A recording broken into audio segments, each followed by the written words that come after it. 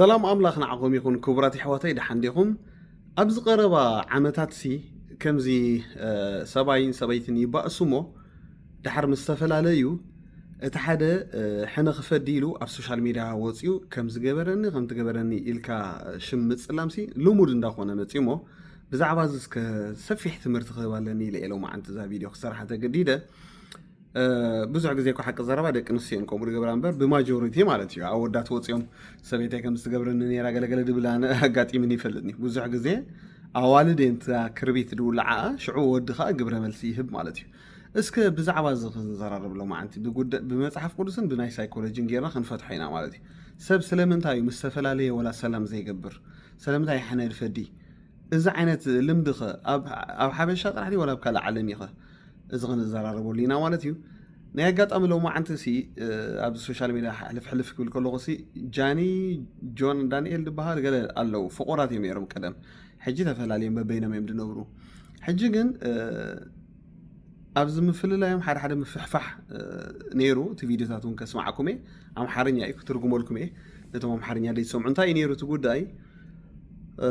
ኤንወይ እዞም ክልተ ፍቁራት ተፈላለዮም ነናቶም ሂወት ከዓ ጀሚሮም ማለት እዩ እሱ ካልእ ጓል ሒዙ ንሳ እውን ካልእ ሒዛ ማለት እዩ ሂወት ትቕፅል ግን ሎማዓንቲ እታ ጓል ጃኒ ዝበሃል ወፅያ ኣዶናይ ሶሪ ቲክቶክ ኣካውንታ ስለ ዝተዓፀወ ንዓይ ድዕፀወ ቲክቶክ ኣካውንተይ ከዓ ጆን ዳንኤል እዩ ምክንያቱ ቅድሚ ሕጂ ኣብ ፍቅሪ ከለና ይፍክረለይ ነይሩ እዩ ከም ዝብለኒ ነይሩ ከምቲ ኢላ ብዙሕ ሂስትሪ ክትዛረብ ጀሚራ ሕጂ ታሽግር ራእዩ ኣሕዋተይ ኣብዚኣ ትጅመር لومعد بزوح نتبي خزارب جميرو خسام موداتا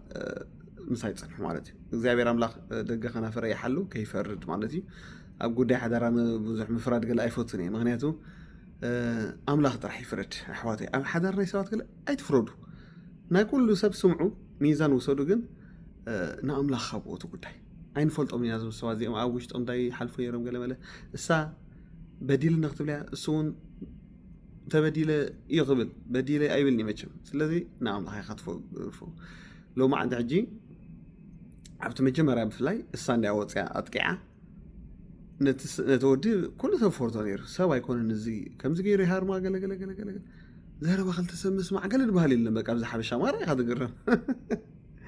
أنا صغير نيره السوق ده عرتا يقبل اسك خنسمعنا نيره جي أوتيور له جود كالي مالتي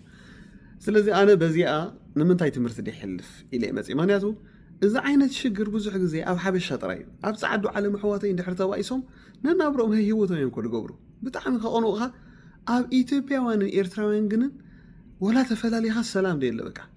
ሕነ ትፈዲ ገለገለ ንምንታይ ከምዚ ድኸውን ኢለስ ሓሲባ አንተ ትምህርቲ ኸደ የዳውሉ በዚኣ ኢለ ስለምንታይ ሰብ ምስ ተፈላለየ ወላስ ብሰላም ክንብር ዘይክእል ሰላም ኣሕዋትኩም ከገለ ክንበር ኣይከኣል እንዲ كم زي وراجينا هن سوفيان صبغ أبنات حكي تفلالي يمكن كم حوات كنا منور له كومكو خن بريك علي نمنتاي إحنا مفدي أنا مرة إلى جرماني بتعمل جرماني حجسي ولا قدم حجة أبناء إيرتران ترى يخمسي جيدون زبال درافاي تزي تكاجي كومو مستي أسبيتو مستفلالي أب تيك توك مثلا حد حدهم هو بحلو نيرو سبسي حقوهم تلاقي سلو حليفاتها معلتي في فيديو جنا أو تقميت له كرسعك ولا نايزهم قداي حجة نايزهم قول بخا كرسعي ንምንታይ ግን ሽምካ ባዕልካ ተዋርድ ንምንታይ ቤተሰብካ ተጽርፍ ንምንታይ ደቅኻ ይልዓሉ ስእልታቶም ናቶም ክመጽእ ናትካ ክመጽእ ገለገለ ስለምንታይ ብዙሕ ክሓስቡ የለ ማለት ንምንታይ ከምዚ ምስተፈላለዩ ሰባት ኣብ ከምዚ ሓሸው የዳኣቱ ወላ ቅድሚ ሕጂ እውን ሓንቲ ኣብ ጀርመን ገኒሕያው ነይራ ኣነ ትዝክሩ ትኾንኩም ኣብ ደቂ ክልተ ቆልዑ ደርቢ ላይ ከይዱ ኣብ ኣሜሪካ ካልእ ሒዙ ገለገለ ኢላ ትጽለል ነይራ ናታ ከዓ ክፋእ ዓዋሉ ምጽኣ تتصرفون إيران سواء يا مالتي نبود كاسي لايف كفيتاسي عوالو تتعرفت له مش على السوشيال ميديا أسماء طبعا يذكروني نعم تسوي عاد تصرفون إيلاتهم حجي كم زعينة كفاء دلون دك نسي خلوا مالتي أنت حنتون حد عن تقنية بيت خرساني قلت له نورد جنزوا وصلت له نورد كاسة سخا مسقار إيه إلى خا هو تقولني را جنتي شو السوق شو عمل فيه وكبارن قال ملن سبكوا صعيدوا حجسي أمنا إثيوبيان إيرترانس معات كم زي خطري ስለምንታይ ሰብ ተፈላልዩሲ ህይወቱን ናብሩ ላይ ይገብር ንምንታይ ሕነ ምፍላይ ገለ ይመጽእ በዚ ክሓስቡ ኢላን ንምንታይ እጅ ብዙሕ ከንመከሪና ማለት እዩ ናይ ምኽሪ ጸጋ እግዚአብሔር ስለተቀመጠለ ያባይ ብዙሕ ዝዛረበለን ማለት እዩ ምክንያቱ ፖስት ክትብል ሪፖስቱን አለ ሓደ ግዜ እዚያ ጓል እዚያ ሕጂ ነዚ ጆን ከተቃልዒላ ተበጊሳ ማለት እዩ እሱ ቲክቶክ ይዕፅኒ ሃሪምኒ ዶ ከምዚ ገይሩኒ ዶ ገለ ትብል ነይራ ማለት እዩ ግን ስዒቡ ድመፀ ናታ ጉድቃ ገሪሙና ማለት እዩ ብዝኾነ እስከቲ ቪድዮታት ሰሚዐ ንምፃሞ ኣምሓርኛ እዩ 1 4 ደቂቃ 5 ደቂቃ ዝኸውን ስምዕ ቢላ ንምፃእ ኣነ ብዙሕ ድዛረቦ ኣለኒ በዚ ጉዳይ ብዙሕ ኣሕሚመ ድዛረቦ ተግሳፅ ኣለኒ እሞ ኣይተርሕቁን ያ ነጭ ክንዛረብ ጥረ ደለና ብዚ ጉዳይ እዚ እስከ ሰሚዕና እንመለስ ስለሚወደኝ ነው ብዬ ነው የማስበው። ፍቅር ነው ብዬ ነው የማስበው። ገባችሁ? እና ከኔ ጋር ጆን ዳንኤል ነው እንደዚህ ያደረገኝ። ጆን ዳንኤል በምንድን እንደዚህ ያደረገኝ? ይኸው ተሰፍቼው ነው እዚህ ጋር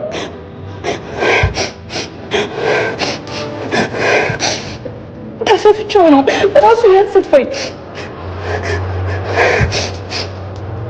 ኦኬ ራሱ ነው ሆስፒታል ወስዶ እንደዚህ ያደረገኝ አሰፋኝ። ኦኬ ጋይስ ምንም ብዬ አላውቅም። ብዙ ጊዜ ስንጣላ ኦኬ ዋርኒንግ ሰጠኝ ቁስል ስላሳየው መሰለኝ። ስንጣላ ላይቬን ነው የሚያዘጋው፣ ስንደባበል ላይቬን ነው የሚያዘጋው። ከዛ ከኔ ጋር መታረቅ ሲፈልግ ላይቬን ያዘጋዋል። ከዛ ሂጄ ለምነዋለሁ። በዛ ሰዓት ማንንም ማቀሰ የለም። ላይቭሽን ማጥፋት እችላለሁ አንቺን ከቲክቶክ ይለኛል፣ ያስፈራራኛል፣ ይዝትብኛል ምናምን። ማዘሩ ታውቃለች፣ እህቱ ታውቃለች፣ ሁሉም ያውቃሉ። አንድ ቀን ግን አውርቼ አላውቅም። ስለሚወደኝ ነው ብዬ ነው የማስበው። ፍቅር ነው ብዬ ነው የማስበው። ከቁስሉ ጀምር እጇን የተቆረጠውን አይተኸዋል አይደለ? የእጇን ነው የከሻዋ ጋር ማለት ነው የተቆረጠው። አይሰማም? አይተኸዋል አይደለ? ይሰማል ይሰማል። አይተነዋል። ሁሉም አይተውታል። አይቲ ኔትወርክ እየቆየ ነው። ኔትወርክ መሰለኝ የኔ ነው የሱ። ጋይስ የኔ ይሰማል? ይሰማል። ለኔ ይሰማል። ጋይስ ይሰማል አይደል? እሺ እጇን የተቆረጠችው እራሷ ነች። እጇን የቆረጠችው ጆከሪ አሁን ካሳየሁት ይዘጋል። ስለዚህ ሌላ አካውንት ገዝት ልላክና በሌላ አካውንት ላሳየ። ስቶሪ አሳይቼ ላንሰው ወይ ስቶሪ ያደርጋል። ኢንስታግራም ሀሳብን ጨርስና ቴሌግራም ላይ ለኔ አስቀምጥልኝ፣ ያሳየዋለሁ። ችግር የለም። በሌላ አካውንት ነው ያሳየው። አንተ ጋር ስለሚዘጋ ችግር የለም። ይኸው አንድ አሳይቼ አነሳዋለሁ። ከተጣላን ራሴን አጠፋለሁ አለችኝ። እንለያይ አልኳት። ከተጣላን ራሴን አጠፋለሁ ከመስኮት ዘላለሁ አለች። ከዛ በኋላ ልዘል ስትል ይዤ አምጥቼ አስቀመጥኳት አልጋ ላይ። ኖ ሳልገባ ከመታሰሪ በፊት ነው። የሆነ ነገር ተፈጠረ ማለት ከሆነ ብቻ የሆነ ነገር ሌላ ነገር ማውራት አልፈልግም። ተፈጠረ በቃ እንለያይ፣ አልፈልግም መቀጠል አልኳት። ከተለያየን እዘላለሁ አለችኝ። ከዛ አስገብቼ እሷ ቤት ነው እንደውም ሩም አስገብቻት። ከዛ በኋላ በቃ ሀሳብን አትቀይርም አለችኝ። አዎ አትቀይርም። ተነሳችን አውጣችና ሩሟን ቆልፋብኝ ውጭ ወጣ። ቢላ አንስታ እጇን ቆራረጠችው በቢላ። ያሳይሃለሁ። ይኸውልህ እጇንም ታቱንም ታይዋለህ።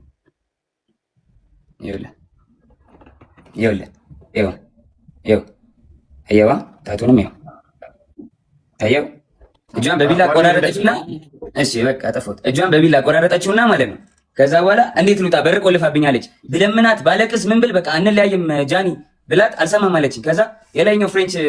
እንትን ነው ፍሬንች ዶር ላይ ያለው መስታወት አለ አይደለ? ከበሩ ላይ መስታወት አለ። መስታወቱን በጫማ ወርውሬ ሰበርኩትና በመስታወቱ ተንጠልጥዬ እጄ ተቆራርጦ አውጥቻት ከቤት ወስጃት አሳክሚያት አሰፍቻት አምጥቻ አስተኛዋት። ያው ታቱን እዩት በደንብ ያው ስቶሪም ላይ ያደርጓል። ኣብዚያ ራእየሞ ሕጂ ሕዋተይ ንመን እዩ ሰብ ክኣምን እሳ ትዛረቦ ካልእ ንሱ ዝዛረቦ ካልእ እንታይ ኣምፅኦ ሕጂ እዚ ሲ ኣብ ሶሻል ሜድያ ውፅኢኻ ሲ ሓራይ ሰባት ሰሚዑ ምልካስ እንታይ እዮም ፍርዲ ክህቡኻ እንታይ እዩ ጥቕሙ ኮይ ኣነ ደይርዳእኒ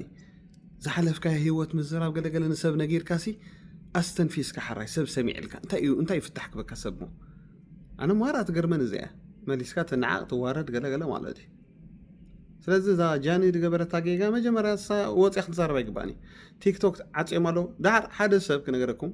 ሓደ ሰብ ሪፖርት ስለ ዝገበረልካ ጥራይ ቲክቶክ ኣይዓፅኻን እዮም። ቲክቶክ ድውንኖ ጆን ኣይኮነን እኮ ሰብ ሕጊ እዮም። ተረዲኹምኒ በቃ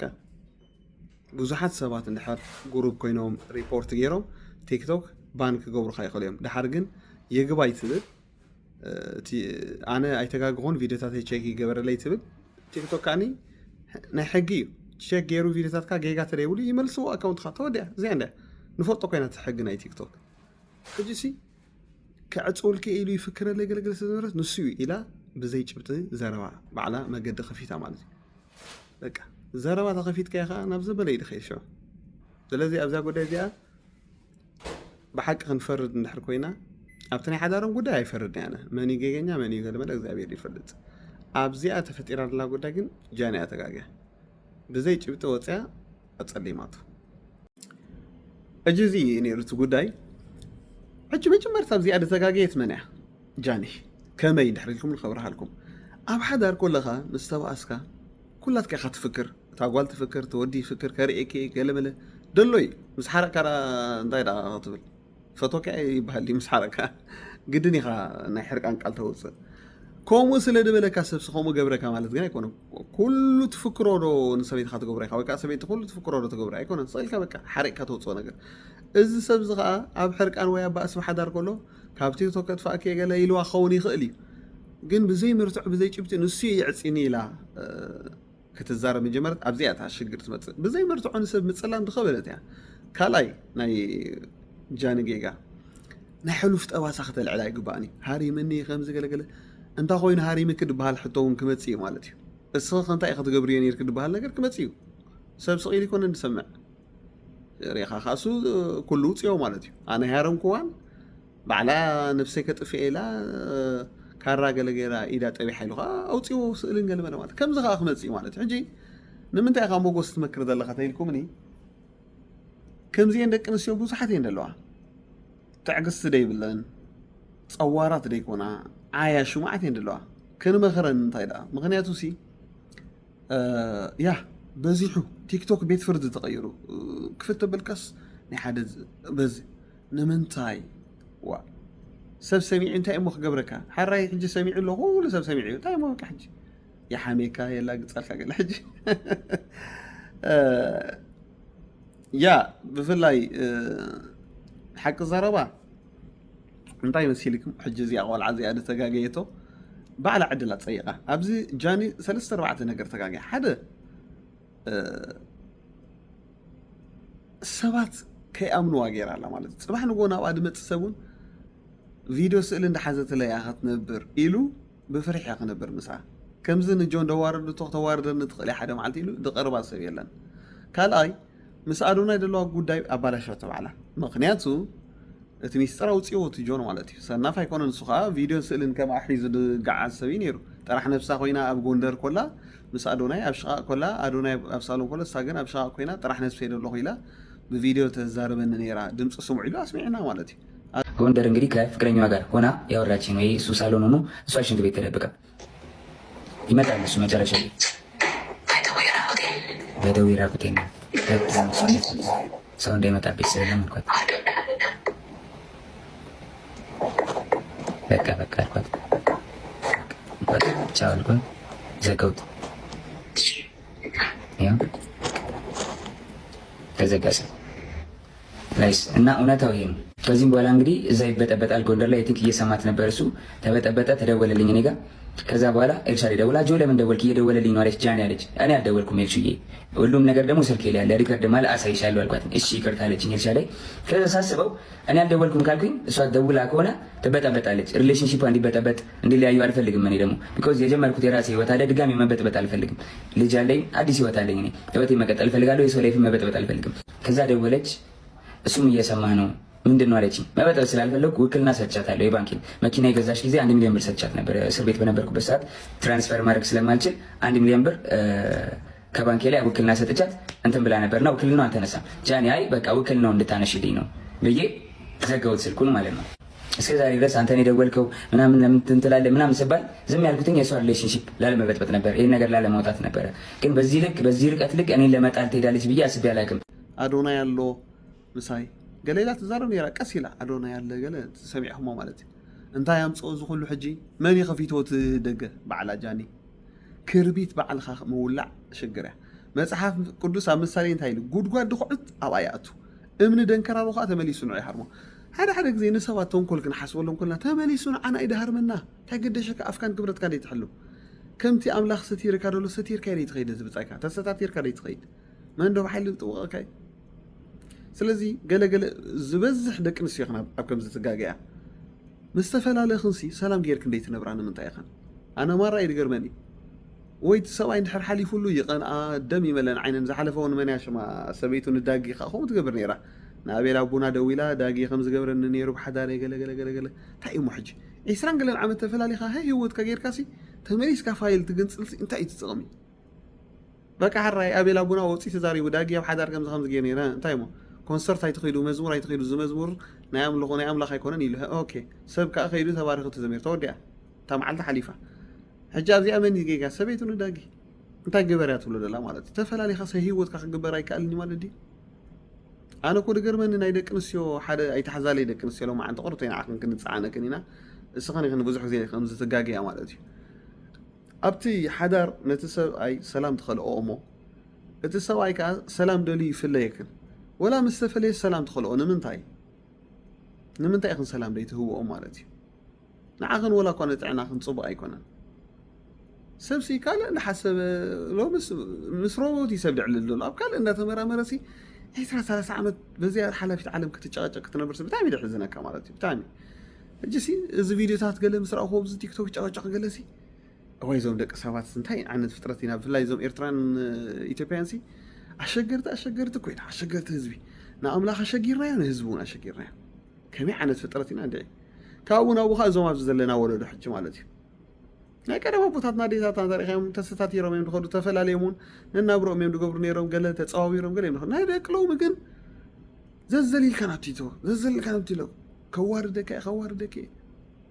تحفر بتحرقها تحرق مالتي حجسي تندق نسيم في لايسي ابكم زنجر سخات كن انا بوز غزي دك تبعتي هو تخنت تقعقل حجي دولا توينم تمدك تبعتي هو تدايلهم كهادوم يقولهم جن نعاخن دوارو دخم دك كي قاطمخن نابنت كم زحج زو جون نفعوا ريخم حجي مسمر تاعو حيزمتيو أتوم سوات قديما نساس للزاربات هاي تأمنوا أنا تيجي أسمع ليلو أسمع حجي سب قلبت إلو نزيع فرد على حجي كان هذا سبا يكون تنقلب لا مالتي كم زخاء له مالتي عايشوا أي تكون هذا كنسيو مجمرة نهيوت كن كتبلا كلا يعدل كناي تسوارا مالتي حدا عدل حدا تبتين كن مالت توديو مالت هيكونا كلا عدل كم تسأل كن خالي قنعوا بعد خن تعاد ولا خن مغنياته زي امنتي كونت مالتي نسوا يا حليفه توار صبح نقول نعيكم وقت قبرني ايلو سبا يقربكني مالتي دك تبعتهم كم تقبر تليكم بزعكو ود تبعتكم يقبرني ود تبعتها ملسي دهب منبر سبتي كم تقبرني را قليلو دباباي تزاربو ودي لك صحجي كلنا والدين وصح مس حالفو لهم ويت تمودات وي مستمرع وي صبو ነገር مسرايا يقنا دم يملن عينن كم تقبرني نيرو كم تقبرني نيرو سوق ادوللو كم ندحركو اندا سوق ادوللو انت بعد خدع شوي انجسي مجمرة غبير كن كتنورا سواء كن كتخبراني يركن مستقدفكن كن واي هو عادلني بقى سواء يكون ابدا عارفو لي دخيت نابتك ديتك انا غني ندحركن سلام ديتي بيت خونكي ابتا سلام تبو خيد خلي فقدام الله يكون يرداني مصحف كرس حنتي يلبن ግን ሰላም ሰብአይ ልዕሊ ማንም ዝደልዮ ሰላሚ ተኸቢሩ ክነብር ይድሊ ኣብ ገዙ ሰላም እንድሕር ከልኢኹ ሰብኣይ ካብ ምሳኻ ክነብር ኣብ በረኻ ክነብር ይድመርፅ ዳስ ዋይ ሰሎሞን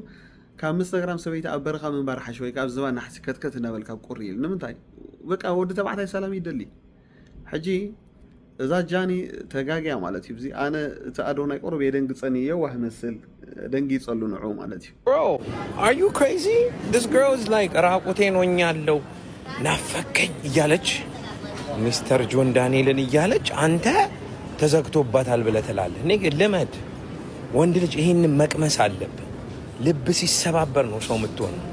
ገባ? ብዙ ነገር አሟልቷል አዶናይ ማለት ነው። you know motivation helping people ምናምን አንድ ነገር ያላሟላው ነገር ልንገራችሁ። ሴት አንደርስታንድ ያደረገ ሴት አንደርስታንድ ቢያደርግ ነበረ እቺን ቅማላም ማለት ነው ይገባው ነበር። አየህ that's the problem with people ካናዳ ያለ I'm pretty sure this nigga had no bitches ኢትዮጵያ ትሄዳለህ ኢትዮጵያ እንኳን አይደለም ዛፍ ከቆመ ዛፍ የሚጠብሱ ችኮች ናቸው ዛፍ ይጠብሳሉ ገንዘብ ካለ I swear ዛፍ ገንዘብ ካለ ይጠብሳሉ ጋይስ የጃኒ አካውንቷ ባንድ ሆኗል በጣም ነው የሚደብረው አሁን የተነሳሁት ካልጋ በጣም ደብሮኛል ምን እንደተፈጠረ አላውቅም I think live ላይ ያለች ነው ባን የተደረገውና ከዚህ በታች አካውንቷ ታግ አድርጌዋለሁ ሁለተኛ ባክአፕ አካውንቷ ማለት ነው 700,000 ምናምን ፎሎወር ነው ያለው 1 ሚሊዮን ፎሎወር ብናደርሰው በጣም ደስ ይለኛል። 44 ፋሚሊ እወዳቸዋለሁ። ቴንክ ዩ ሶ ማች። እንግዲህ ለመርሳት እንሞክራለን። ደውዬ ነበረ እንግዲህ ወደ ስለ ቲክቶክ የሚያውቁ ሰዎች ደውዬ ነበረ ለመመለስ እንሞክራለን ብለውኛል። እሷም ያው በእርግጠኝነት ከነሱ ጋር እያወራች ነው ያለችው እና እስኪ እናያለን። ግን ለማንኛውም አካውንቷ ፎሎ ማድረግ እንዳትረሱ። እወዳቸዋለሁ። እዚ ወዲ ዝተዛረባ ማርያ ሕጊሳትን ሓቂ ኣዶናይ ምሽክና ገር ኣብ ብዙሕ ነገር ስማርት እንዲ ኣብዚኣ ናይ ኣዋልድ ክሳይ ተዓፂዋ ገለገለገለ ኢልሆ ብል ነሩ ምሽክናይ ወይ ወሳኻ ኣብ ጎንደር ምስኡ ኮይና ጥራሕ ነብሰ ኢለ ኣለኹ ኢላ ኣብ ሽቓቕ ኮይና ትዛረብ ምስቲ ናይ ቀደም ኣፍቃሪኣ ኮይና ማለት እዩ። ሕጂ ያ ነዋልድ ክትፈልጥዎን ኣለኩም ኣሕዋት ኣብ ቅድሚ ኣምላኽ ብጣዕሚ ኣዋልድ ቀለልቲ ይኮናን ባህሪን ክተፅንዕና ኣለካ። ሕጂ ኣዶናይስ ምስኪን ትፃወተሉ እያ ደላ እዛ ጃነድያ ገለ ትበሃል ማለት እዩ። ብጣዕሚ ድሕዝን ቲክቶካ ተዓፅዩ ነኽፍተላ ኢሉ ልምንላ ነይሩ ምሽክነቲ ወይ እንሳ ከዓ ብድሕሪኡ ካልእ ትገብር ማለት እዩ። ፍቅሪ ኣለዋ ትብ ሰባት ምስ ጆን ፍቅሪ ኣለዋ ምውፃእ ብዋ ፍቅራ ሕጂ ሪኢ ከለካ እሱ በቃ ወሊዱ ቆልዓ ገለ ምስ ካልእ ሓዳር ገይሩ ገለ እጂ ደም መሊእዋ ዓይና ማለት እዩ። ንምንታይ ደቂ ኣንስትዮ ግን ከምዚ ኣነ ማራ ይድገርምን እንድሕር ተጋዲፍካስ ትገርፎ በቃ ሂወትካ ትገብር። ኣዶናይ ሒዛ ኣላ በቃ ምስ ኣዶናይ ትቕፅል እንታይ ኣለዎ ትህዎ ትርብሾ አደንጊጽና ነዚ ጆን በቃ ግደፍን ብል ነይሩ አንተ በጣም ደንጊጽኒ ተይኝ በእግዚአብሔር ስለ እግዚአብሔር ተይኝ ጃኒ በቃ አዲስ ህይወት አለኝ የራሴን ህይወት ልኑርበት። እናትና አባቴን ድጋሚ አያሳየኝ እኔ እንደዛ ላረኳትኝ። ሁለት ሴት እህቶች አሉኝ። ሁለት ሴት እህቶቼን ሌላ ወንድ እንደዚህ ቢያረግብኝ ምን እንደማረግ አውቃለሁ። በእህቶቼን እንዲደርስ ማልፈልገውን በሌላ ሴት ላይ አላረግ አይደለም ሴት ወንድ አቁስ ይያላቀ ሜቢ ድሮ ተደባደቤ ሊሆን ይችላል እንጂ ካለ ወጥቶ ይክሰሰኝ። እንደዚህ ያረኩት ሰው ካለ ወጥቶ ይክሰሰኝ። መረጃ ካለሽ ለምን አልከሰሽኝ? እንደዚህ አድርጌ ከሆነ ወይ ደግሞ አስፈራርቼ ይዤሽ ከሆነ 1 ዓመት ከ4 ወር በህግ ጥላ ስር ነበርኩኝ አይደለ? በህግ ጥላ ስር እያለሁ ማረግ ትቺ ነበር ምንም ነገር አይደለ? አልነበረም ግን እስር ቤት ሆኜ በጣም ትመላለሽ ነበር። ሓደ ግዜ ትፈልጡ ዲኹም ኣሕዋት ከምዚ የዋሃት ገለገለ ክትኮኑ ከለኹም ርጉማት ሰባት ክመፅኹም ከለዉ ኣብ ሂወት ኣይተማርሩ ሓራይ ብጣዕሚ ንኣምላኽ ኣመስግኑ። ምክንያቱ ሰባት ክትፈልጡ ኢኹም ትኾኑ ተረዲኹኒ ኣብ ጉዕዞ ሂወትኩም ክፉኣት ሰባት ክትረኽቡ ኢኹም የዋሃት ሰባት ክትረኽቡ ኢኹም ገለገለ ብኩሉ ንኣምላኽ ኣመስግኑ። ክትስርሑ ስለ ዘለኩም ሓደ ግዜ ብከምኡ ጎደና ተሓልፉ ኢኹም። ሕጂ እዛ ኣዶናይ ከኣኒ ብዙሕ ኳሊቲ ፅቡቅ ኣለዎ ግን ናይ ጓል ባህሪ ዘፅናዕ ኣይመስለንን። ወይ ቆንጆ ክብል ይድውዕል ምን መዓልቲ ንዕን ከቀባጥር ይድውዕል ግን ክንደይ ሕሱማት ደቂ ኣንስትዮ ከም ዘለዋ ኣይተረድኦን። ኣነ ኩሉ ግዜ ድድንግፀሉ ነይረ ምክንያቱ እዛ ቆልዓ እዚኣ ክሪኣ ከለኹ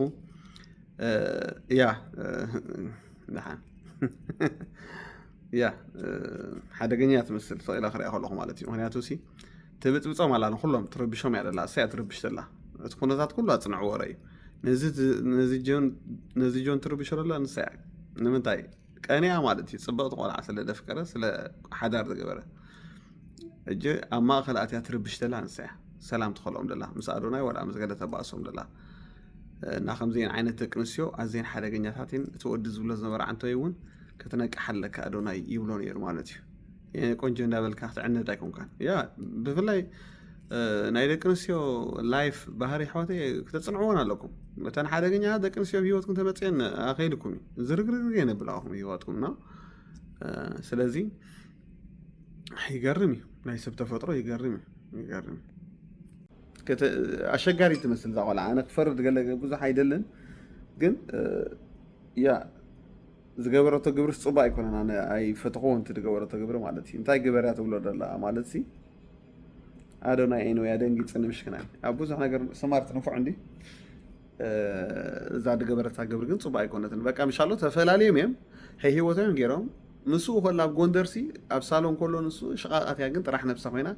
ተርእዮ ነይራ ማለት እዩ። ቤተሰቦች ቀድሞ ያለቀሰ ሁሉ ተበዳይ አይደለም። የጃኒን ህይወት ላለመበጥበጥ ሪሌሽንሺፕ ላለመበጥበጥ ዝም ብዬ ነበረ። ብዙ ነገር ዝም ብዬ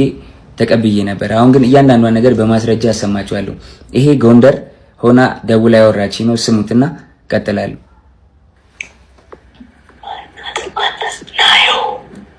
ናየው አለች እያለች ነው። ራቁቷን ስለሆነች ቪዲዮ ላይ ቪዲዮን አላሳየም አለች። በደምብ ስሙት። ቤተኛ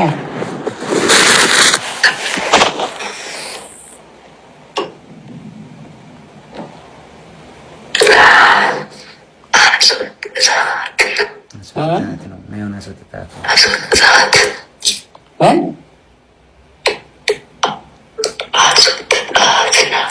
አስተሪኝ ቆም ተደረጋ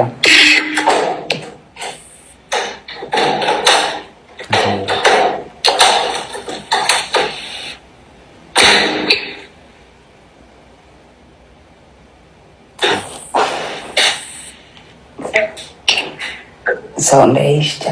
ስታሳይ ኖረታን ሰው እንዳይሽ ማንም የለም ብቻ ነው እጅሲ አይንፈርድን መቼም ኩላታና እናትና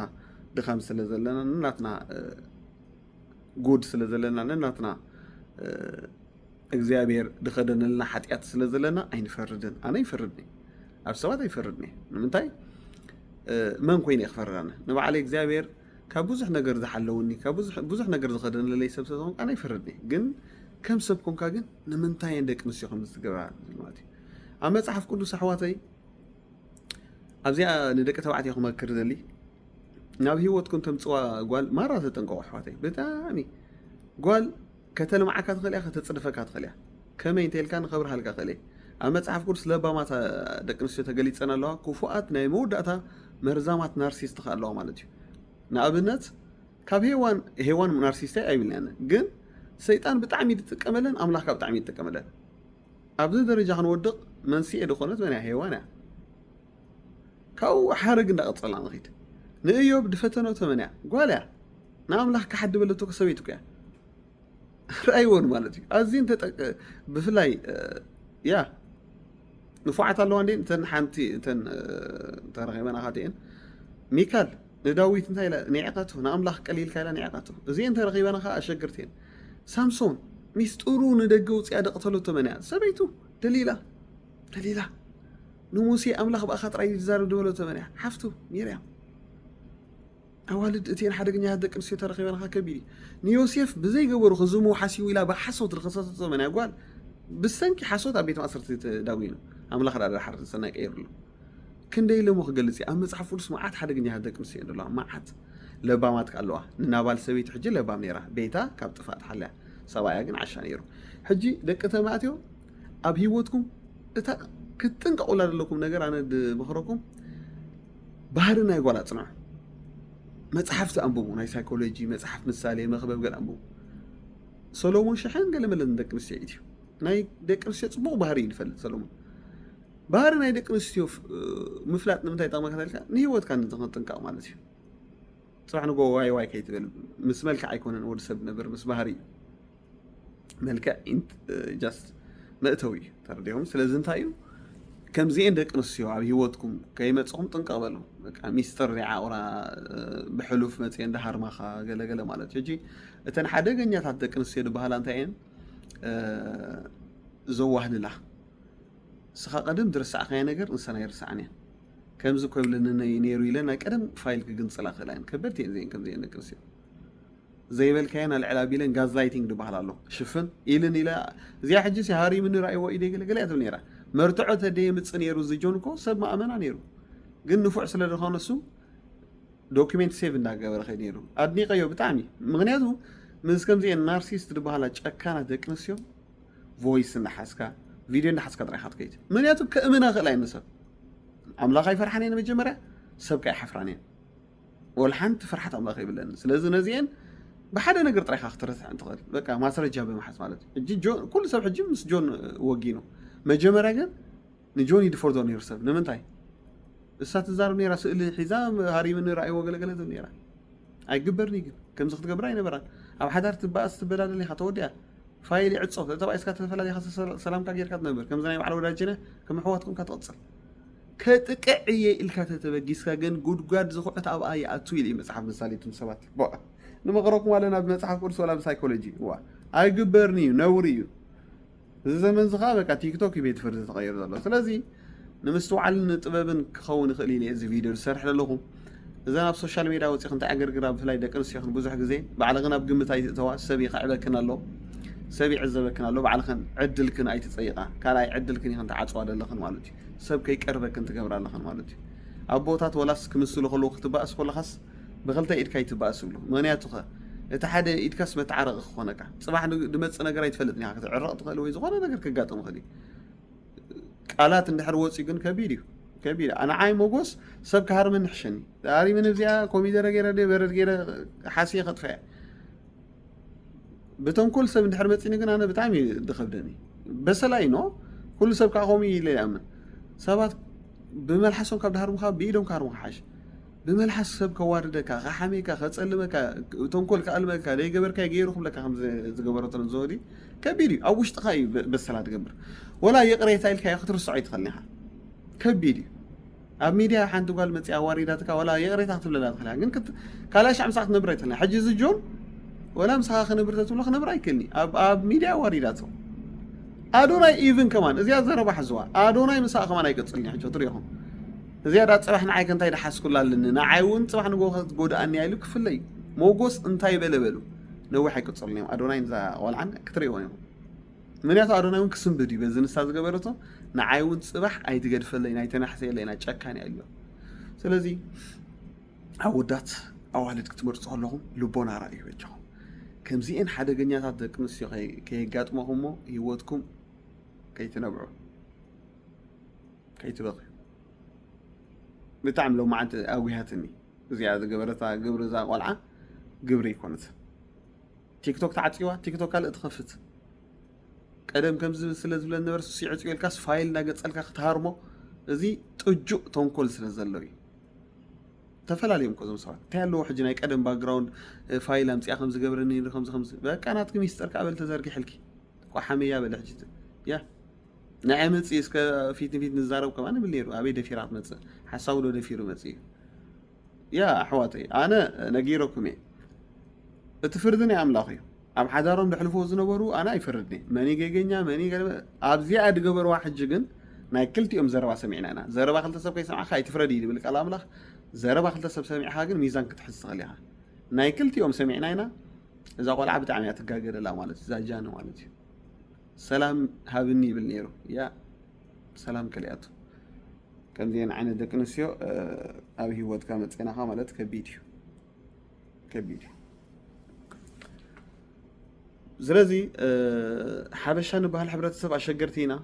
أنا لا غير قبلنا بر أبقى عالم كوكب بزح كم زيتنا حسبتها فلالي هي وتي يقبر يعني حبشان حنا مفداي تونكول متنوخال مقنع محساد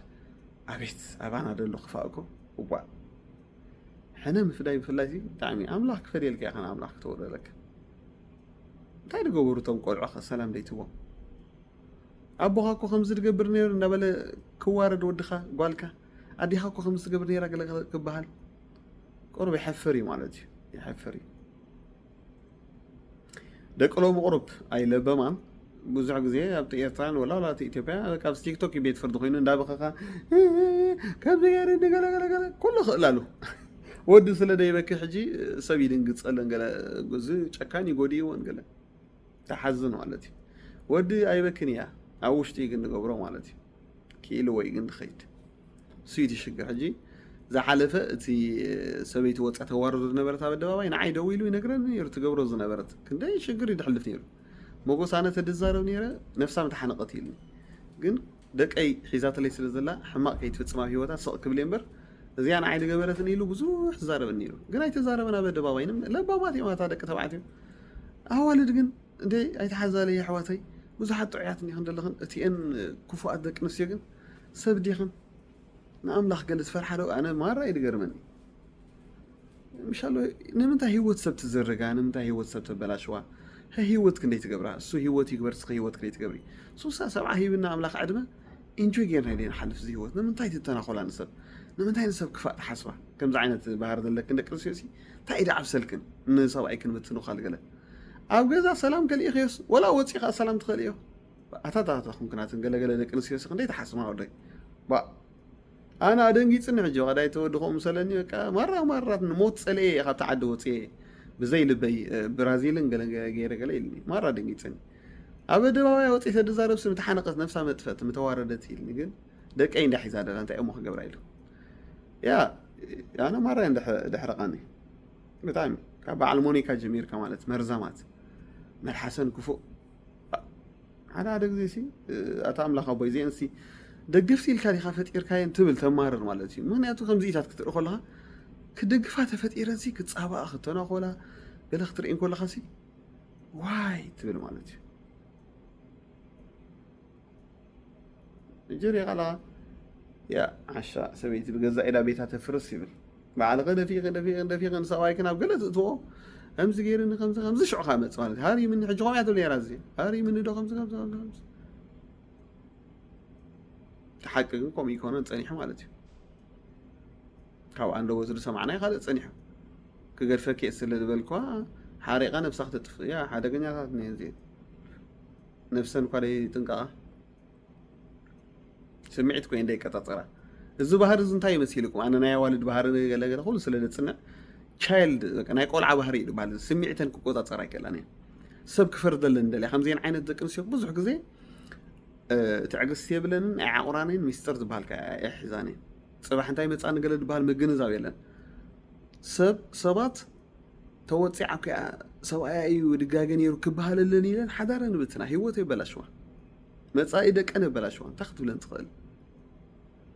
ሰባት ክፈርዱልኪ እስያ ትጉዳእ ነይራ ኢሎም ልካ ሓራይ ሰብኡትከ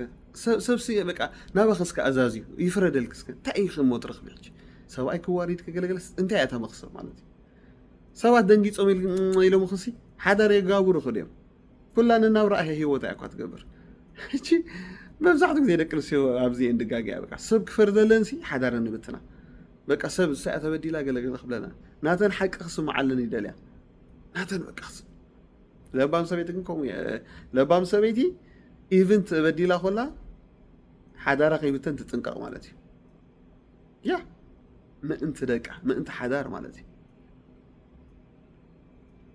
እቲ ሰብኣይ ብጥበብ ጌራ እንታይ ትገብሮ ተንበርክኾ ማለት እዩ ለባም ሰበይቲ ከምያ ትገብር ቤታ ተሃንፅ ኢሉ ቤታ ተሃንፅ ማለት እንታይ ማለት እዩ ድፈረሰ ወላ ቤት ተሃንፆ ወላ ሰብኣያ ተጋጊ ተረዲሓን ናብ ልቡ ትመልሶ ናብ ቀልቡ ሚዒዳ ማለት እዩ ሰብ ትገብሮ ባዕላይ ትፍንጥሖን እያ ዓሻ ግን ባዕላት ብትኖ ማለት እዩ ስምዑለይ ረኣዩለይ ከምዚ ማለት እዩ እዚ ባህሪ እዚ እኮ ስቂሉ ድመፅእ ኣይኮነን